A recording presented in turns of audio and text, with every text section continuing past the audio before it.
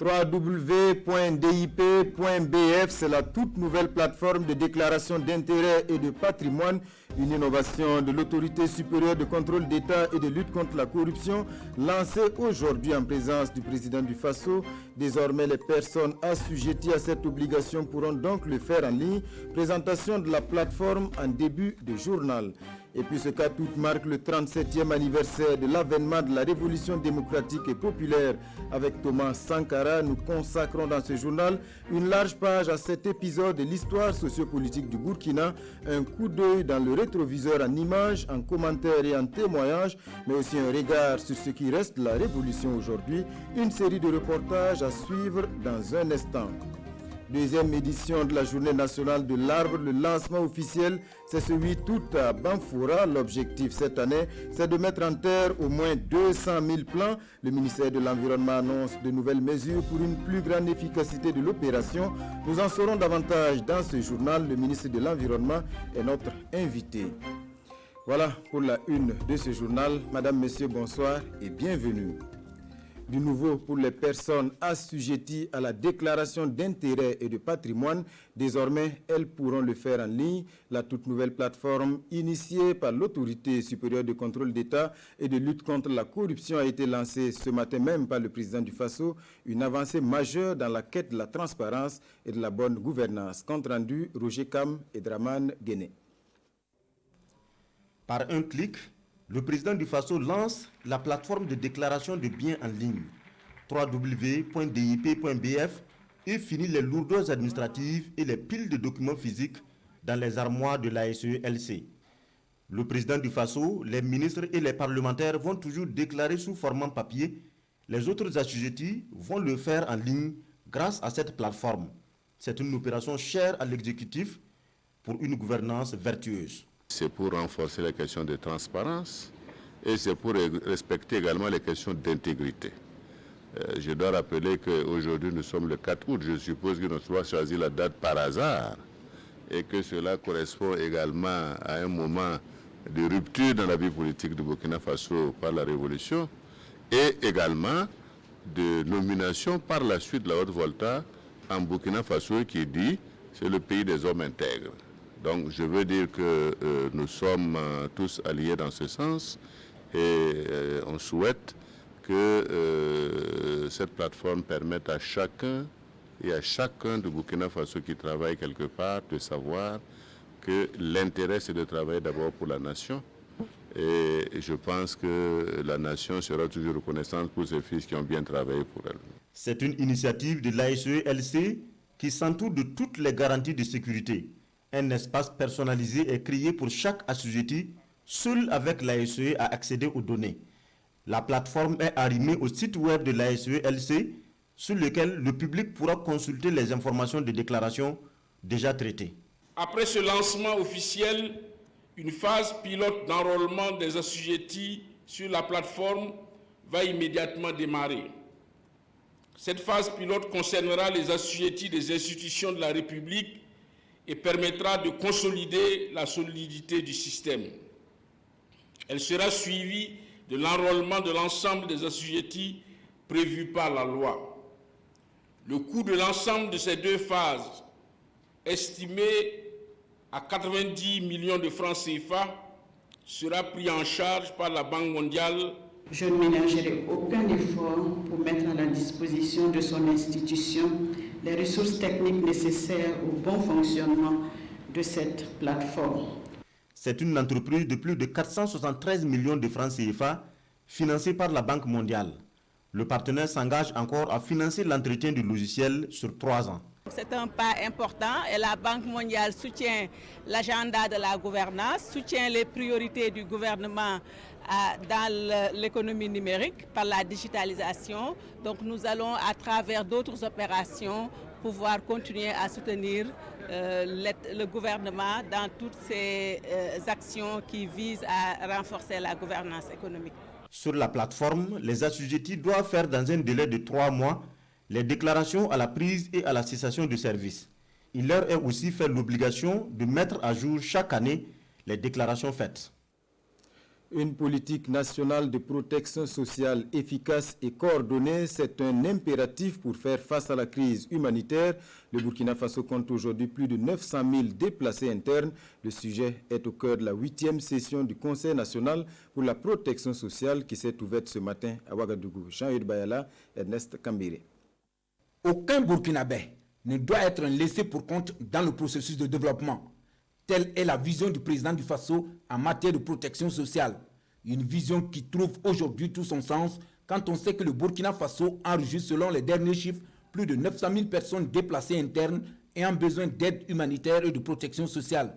C'est également une approche largement partagée ici à l'ouverture de la 8e session du Conseil national pour la protection sociale présidée par le Premier ministre chef du gouvernement. Pour Christophe Marie-Joseph Dabiré, il est question à ce rendez-vous de cerner la portée et les enjeux de la protection sociale dans un contexte difficile marqué par des défis sécuritaires et sanitaires.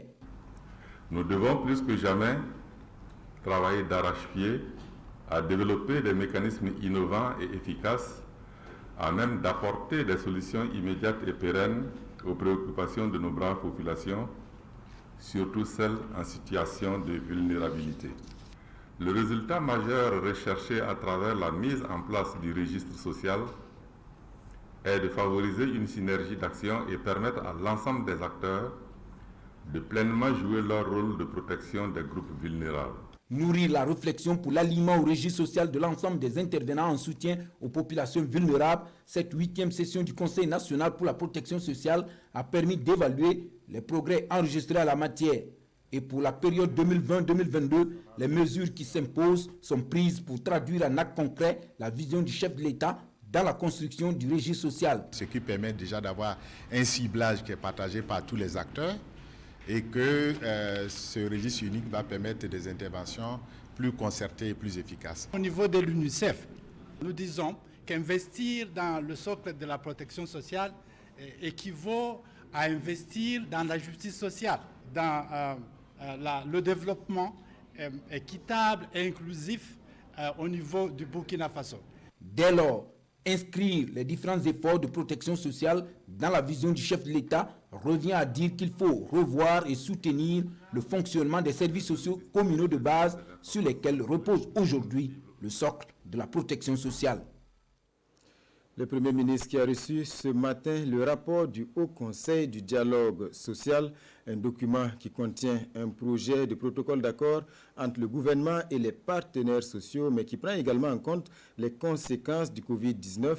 Le rapport a été remis par une délégation de l'institution avec à sa tête son président Jean-Marc Palme. Voilà, ce sont des images rapportées par Salif Belem et Sekou Zongo. À présent, cette large page que nous consacrons aujourd'hui au 4 août, date historique pour le Burkina, il y a 37 ans, s'ouvrait une page importante de notre histoire avec l'avènement de la Révolution. Ce 4 août 1983, des jeunes officiers déposent le régime du Conseil du salut du peuple. Thomas Sankara prend le pouvoir et instaure le Conseil national de la Révolution. Retour sur les faits avec Aimé Solange Guigman. La question du jour que vous rappelle la date du 4 août 1983. Une question apparemment banale, mais beaucoup moins quand on écoute les réponses dans les rues de la capitale. C'était le premier jour. C'est le premier jour de notre composition à l'examen du bac. Le 4 août. L'indépendance de notre pays. Et puis, bon, ce qui me rappelle encore plus dans le mois d'août, c'est surtout l'avènement de la Révolution, bon, qui a fait beaucoup un changement pour le pays. Le 4 août 1983, et des sous-officiers ont pris les responsabilités et opéré un coup d'État au commandant Jean-Baptiste Ouedraogo.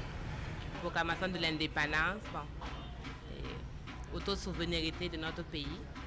En 1983, je pense que c'est le moment crucial donc, au Burkina Faso. Et on a vu les bonnes choses de la révolution.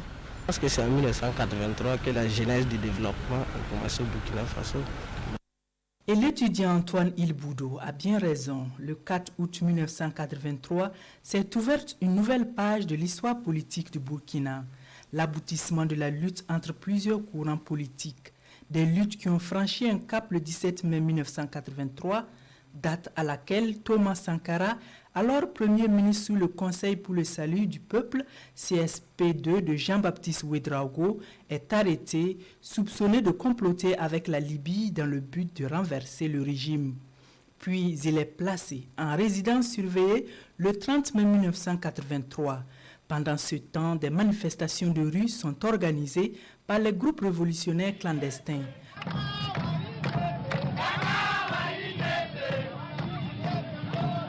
Blaise Compaoré réussit à passer à travers les mailles du filet et rejoindre sa base à Pau.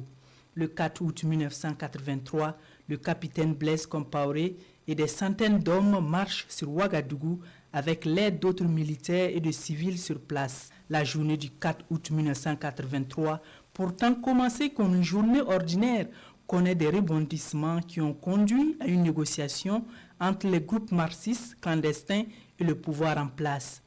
Une négociation à l'issue de laquelle Jean-Baptiste Ouédraogo proposait de se démettre de ses fonctions afin de faciliter la constitution d'un gouvernement de transition qui ferait l'unanimité. Pendant que tous se quittèrent vers 20h30, en prenant rendez-vous pour minuit, Blaise et ses hommes étaient déjà en place dans les endroits stratégiques. La capitale est plongée dans l'obscurité par une panne provoquée par des partisans de la Révolution. Les premiers coups de feu éclatèrent vers 21h. Peu avant 22h, Thomas Sankara et Gilbert Diendéré arrivaient à la radio. Sankara s'adresse alors au pays dans un discours où il annonce la création du CNR, le Conseil national de la Révolution, et précise les raisons du coup d'État.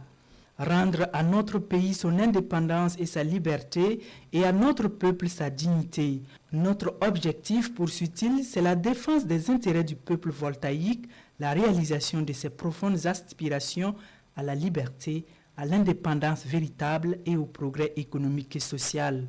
Le 4 août 1983 marquait donc le début de 4 années de révolution, 4 années de bouleversements sociopolitiques et économiques qui ont pris fin avec l'assassinat du capitaine président le 15 octobre 1987. Simple coup d'État militaire ou révolution, le débat refait souvent surface, mais pour l'un des idéologues de la révolution, le professeur Basile Guissou, c'est un débat qui n'a pas lieu d'être ce 4 août 1983. Il ne s'agissait pas juste de renverser un régime, mais bien de marquer une rupture, une volonté de changement consignée dans le DOP, le discours d'orientation politique. L'une de nos équipes est allée à sa rencontre pour un témoignage sur l'esprit de la révolution. Roger Cam et Pascal Canet. Ce qui s'est passé le 4 août 1984 est loin d'être un simple coup d'État militaire. C'est l'aboutissement d'un processus intellectuel amorcé depuis les amphithéâtres voltaïques et français par des jeunes voltaïques déterminés à changer le cours de l'histoire de leur pays. C'est la conviction d'un des acteurs principaux de cette période de la vie politique burkinabé. Le professeur Basile Guissou, l'une des têtes pensantes de la révolution, refuse qu'on lui parle de coup d'État purement militaire. C'est bien une révolution. Et les circonstances politiques de l'époque, marquées par une dégradation du climat politique et une désillusion des indépendances, ont favorisé leur action. Je dis souvent que le noyau qui a fait le CNR, le Conseil national de la Révolution, on était 10. 3 du PAI, c'est Adama Touré, Philippe Ouédraogo, Souman Touré. 3 de l'ULC, c'est Sommet Dieudonné Valère, Talata Eugène Dondassé et Basile Guissou, moi-même. Maintenant, pour les militaires, il y avait les 4. C'est Thomas Sankara, Blaise Compaoré, Lengani et Henri Zongo. C'est les 10 qui ont composé le premier gouvernement. Donc, ce n'est pas juste de croire que c'est des militaires qui ont fait un coup d'État. C'était un coup d'État. Le coup d'État n'est rien d'autre que le renversement d'un régime par un autre, par la violence, c'est tout.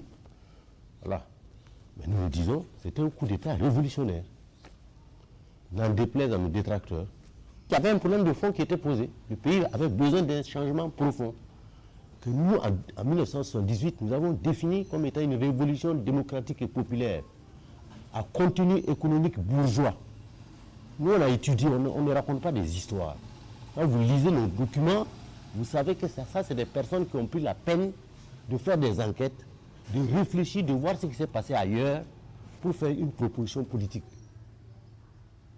Donc les histoires qui consistent à dire que bon, on était des rêveurs, des idéalistes, tantôt des dictateurs, tantôt des antidémocrates, etc. Là, franchement, je m'en démarque. Camarades, l'impérialisme. Aussitôt installé, le Comité national de la révolution trace les sillons de son programme avec le discours d'orientation politique DOP prononcé par son président, le capitaine Thomas Sankara, le 2 octobre 1984. Ce discours, qui deviendra la Bible de la révolution, est clair. Ce régime est venu pour tout changer et rien ne pouvait l'arrêter. Voilà la direction dans laquelle nous voulons aller. Et celui qui va se mettre au travers de nous, il va nous sentir. C'était ça. Le fond, c'est ça. Et la ligne, c'était quoi, grosso modo? C'est la ligne révolutionnaire. On a analysé nos sociétés là. Il y a ceux qui sont pour la révolution, qui peuvent faire la révolution, qu'on appelle à faire la révolution. Et il y a ceux qui vont combattre la révolution. Et eux, c'est sans quartier, c'est à la guerre comme à la guerre. La révolution devait marquer une rupture avec ce qui s'est passé avant, pour montrer qu'on n'est pas là pour parlementer, pour pinailler, pour faire le malin, circuler avec des sirènes, avec des belles voitures, etc. Ce n'était pas ça notre problème. On voulait arrêter la mendicité dans notre pays vis-à-vis de l'extérieur, la conviction dans la tête de nos populations que nous sommes pauvres, nous sommes condamnés, nous ne pouvons rien, nous sommes le dernier pays, il n'y a pas de richesse du sol, il n'y a pas de richesse du sous-sol. On voulait mettre fin à ça. C'était un mythe. Avec le recul et au regard de l'histoire politique du Burkina Faso, le professeur Guistou estime que lui et ses camarades ont fait ce qu'il fallait pour leur pays. Le Burkina Faso ne serait pas ce qu'il est aujourd'hui sans cette période brève mais tumultueuse de l'histoire du pays. Il n'y aurait pas eu une insurrection populaire et il n'y aurait pas eu une démocratie de cette qualité-là au Burkina. Donc, les changements-là découlent de la rupture qu'il y a eu en 83, parce que c'était une rupture même de génération. C'est une génération politique qui était remerciée et une autre qui arrivait. Aujourd'hui, le discours d'orientation politique de la révolution est certes entré dans les archives, mais il a durablement transformé le Burkina Faso. Ses artisans en sont conscients. Ils pensent avoir fait leur part du boulot. Il appartient à la nouvelle génération de remplir sa part du contrat en tenant compte bien sûr de l'histoire. Une volonté de changement qui va vite se traduire sur le terrain, pas de grands chantiers, c'est le cas notamment des cités. L'objectif du président Sankara, c'était de résoudre le problème du logement dans les villes du Burkina. C'est ainsi que Gawa a vu pousser la cité du 4 août, une soixantaine de villas bâties par la mobilisation populaire et destinées à héberger les fonctionnaires. Des bâtiments aujourd'hui quelque peu délaissés, mais 37 ans après, beaucoup s'en souviennent et en parlent avec un pincement au cœur. Oumarou Sayon et Romial Patrice Doué. Cité du 4 août de Gawa, des bâtiments de l'époque révolutionnaire, toujours habités par des populations. Construites entre 1984 et 1985, ces maisons ont été érigées sous la houlette du capitaine Thomas Sankara pour héberger les fonctionnaires travaillant à l'époque à Gawa. C'était difficile à un fonctionnaire de trouver une maison pour loger à Gawa. Et le cri d'alarme a été entendu par le président Thomas Sankara, qui voyait qu'il fallait doter d'abord des villes moyennes de l'habitat pour les fonctionnaires qui allaient être affectés ici. Et c'est ainsi que dans les 10 villes moyennes du Burkina Faso, il a décidé de faire 20 villas par ville. Mais Gawa en a eu 60. Hommes, femmes, jeunes, vieux, tous se sont donc mis à la tâche. Et c'est avec fierté et détermination que chacun apportait sa pierre à la construction de cette cité. Vous voyez, quand on vient le matin seulement, le ciment est là. C'était bien organisé. C'est pas comme si maintenant on vient donner 10 sacs, on va prendre 3 sacs et puis faire le travail, bouffer les 7 sacs là. Non, c'est pas ça. Quand on vient, le ciment est là, le sable est là, le banco là est là. Vous voyez, les briques là, c'était en parpaing. Quand vous mettez dans la moule seulement là, vous pressez ça et vous enlevez immédiatement. Vous pouvez le prendre, poser. Le lendemain seulement, vous construisez avec ça. Et on était content de le faire. Cadeau, je vous dis, mais nous, on était content de le faire. Ça chantait, Ça riait, ça dansait et on construisait. La main-d'œuvre venait de partout de la région. Yul Bruno était à l'époque fonctionnaire à Bati. Chaque localité avait un certain nombre de logements à construire. Au niveau de Batié, si j'ai bonne mémoire, je crois qu'on devait avoir une dizaine de villas à construire, hein? Mais ce n'était pas facile. De nos jours, seulement quelques bâtiments sont toujours bien entretenus. La majeure partie de ces logements sont dans un état de dégradation avancé. Certains sont même déjà tombés. Une situation qui fend le cœur de ces personnes qui ont participé à l'œuvre populaire. Quand on regarde ces bâtiments aujourd'hui qui sont délaissés, moi j'avais la force, on n'allait pas vendre ces cités-là. L'État même devrait mettre sa main pour reconstruire ça, tous ceux qui sont gâtés, et puis arranger ça, donner en location. Pour la majeure partie de ces personnes qui ont vécu la période révolutionnaire, de tels travaux communautaires sont difficiles à réaliser de nos jours au Faso. Pour eux, l'individualisme et l'incivisme ont pris de l'ampleur au pays des hommes intègres, mettant à rude épreuve le patriotisme et l'esprit de sacrifice.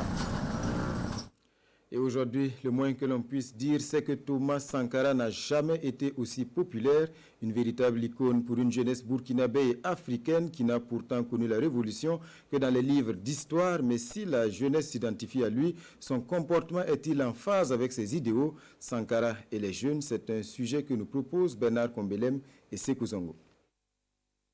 4 août 1983, 4 août 2020.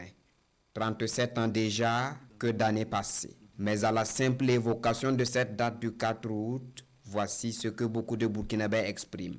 Une date historique, un tournant, bref, une page importante de la marche de notre pays. C'est le début de la vraie révolution au Burkina Faso. Ça nous rappelle beaucoup de choses, ça nous rappelle le capitaine Thomas Sankara. C'est une date historique pour notre pays.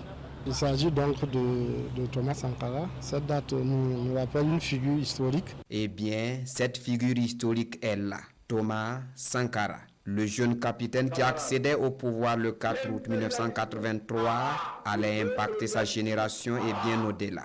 Une véritable icône qui inspire encore la jeunesse burkinabé et africaine.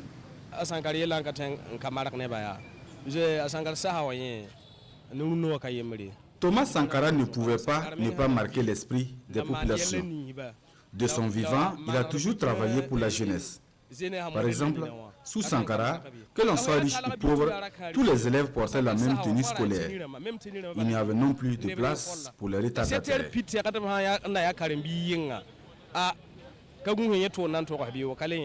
Si aujourd'hui la jeunesse tout entière inspire de Thomas Sankara, c'est que ses idées positives peut permettre à la jeunesse d'évoluer. Si on va prendre l'exemple du Rwanda, le président Paul Kagame qui dit que lui, il n'a plus besoin de chercher un programme, il ne fait qu'appliquer ce que Sankara avait écrit ou commencé. Thomas Sankara, c'est une icône, j'allais dire, africaine. Ce n'est pas seulement une personnalité burkinabé, c'est également un modèle pour les Africains, compte tenu donc de l'ensemble de ses œuvres.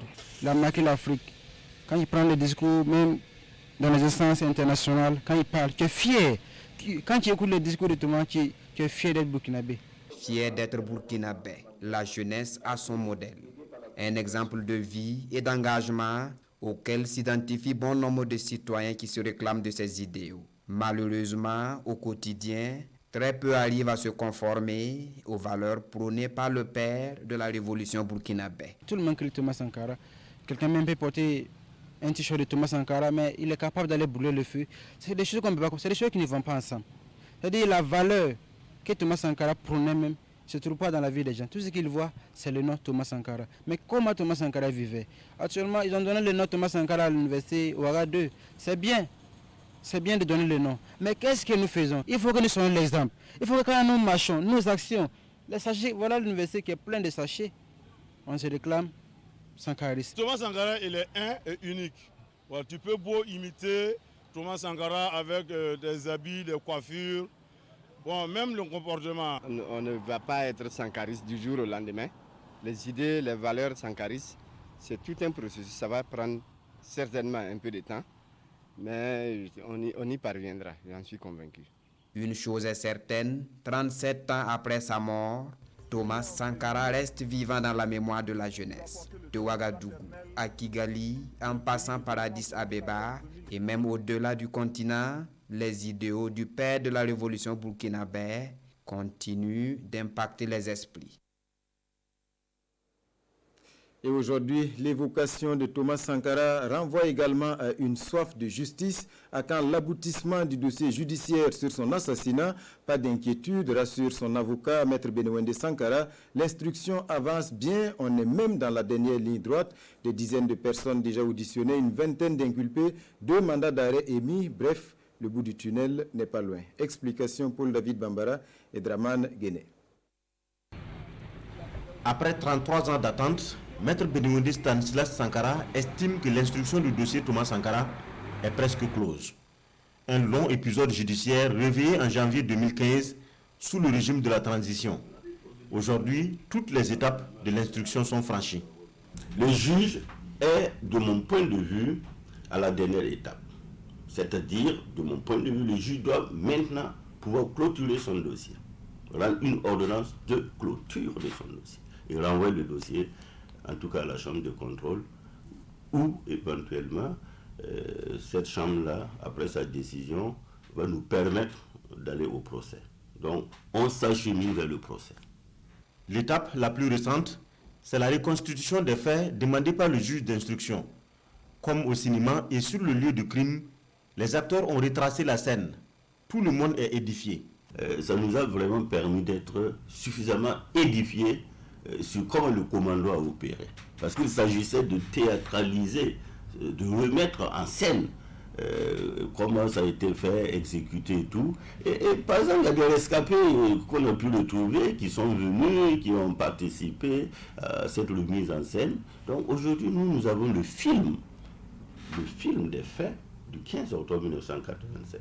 Seule difficulté du dossier, c'est la non-exécution des mandats d'arrêt internationaux émis contre le président Blaise Compaoré et le militaire Yacine Kafando, des inculpés qui sont hors du pays. Mais pour l'avocat, il ne s'agit pas de difficultés de nature à bloquer la procédure.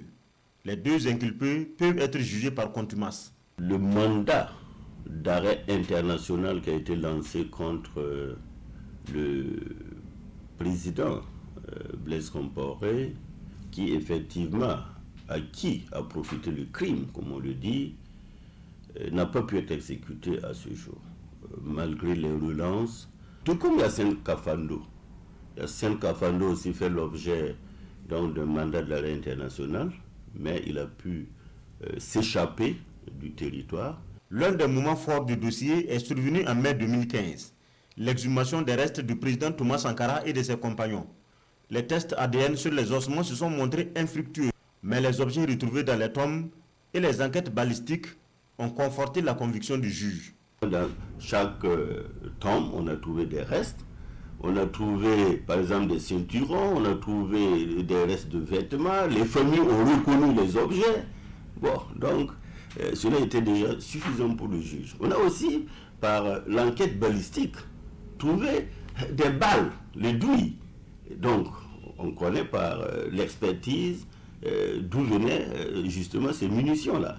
Mais comme la procédure judiciaire n'est pas terminée, les familles, de façon consensuelle, ont estimé qu'il fallait que la justice poursuive son travail et à la fin de la procédure, eh bien, on pourrait maintenant aviser par rapport à l'enterrement des restes. Donc, c'est sous-scellé en lieu sûr entre les mains de la justice. L'étape la plus attendue, c'est le jugement à proprement dit. La vingtaine de personnes inculpées et la déclassification par la France de certains dossiers ont donné plus de tonus à la procédure. Pour Maître Benewende Stanislas Sankara, toutes les conditions sont maintenant réunies. Le bout du tunnel n'est plus loin. Voilà pour cette large page consacrée à l'anniversaire du 4 août. Et on évoque à présent une autre question chère à Thomas Sankara, la protection de l'environnement. Cette année, pour la deuxième fois, la Journée nationale de l'arbre sera célébrée sous le thème Arbre, santé et résilience climatique. Objectif, mettre en terre 200 000 plants et le département de l'environnement annonce de nouvelles dispositions pour améliorer l'efficacité de l'opération. Explication Nongba Kouda et Christine Koulibaly. Arbre, santé et résilience climatique, c'est le thème de la deuxième édition de la Journée nationale de l'arbre. Face aux hommes et femmes de médias, le ministre en charge de l'environnement annonce la tenue de cette journée dans la région des Cascades le 8 août prochain. Dans la lutte contre les facteurs de déforestation et de dégradation des forêts, c'est au moins 200 000 plants de diverses espèces qui seront mis en terre dans les 13 régions du Burkina. Elle sera ponctuée par des activités suivantes. Des panels sur les thématiques de la médecine traditionnelle et la gestion des ressources naturelles. Une plantation d'arbres par le chef de l'État, la décoration des acteurs de la région, la remise des prix aux lauréats des concours, la remise du flambeau à la région du plateau central qui organisera la 3e édition de la GNA, une exposition des produits de la médecine traditionnelle. Selon les statistiques du ministère, c'est plus de 24 000 km² de forêt que le Burkina Faso a perdu les 10 dernières années. Et le département de Bassio-Bassière compte renforcer la lutte pour préserver les ressources naturelles. Un accent particulier sera mis sur la promotion des espèces locales adaptées, la qualité des plants mis en terre pour assurer leur survie, l'entretien des plants mis en terre, à savoir la protection, l'arrosage si nécessaire, un accompagnement technique approprié, enfin un suivi régulier par les acteurs. La première édition de la Journée nationale de l'arbre s'est tenue à Tinkodougou en 2019. Elle a connu un taux de succès de l'ordre de 75% selon le ministre Bassio-Bassière qui rassure que toutes les dispositions sont prises pour augmenter le taux de succès de la 2e édition. Et pour en savoir davantage, nous retrouvons notre invité, M. Bassio-Bassière, ministre de l'Environnement, de l'Économie verte et du Changement climatique. Bonsoir, M. le ministre. Bonsoir. Alors, le lancement officiel de la Journée nationale de l'arbre, c'est pour ce 8 août donc à Banfoura. On l'a entendu, 75% de taux de succès pour la première édition. Est-ce que c'est un taux à la hauteur de vos attentes? Merci. Il faut dire qu'avant la Journée nationale de l'arbre, le taux de réussite au niveau de mon département se tourne autour de 30%. Lorsqu'on organisait la première édition, on s'était fixé un objectif de 60%. Nous sommes arrivés à 75%.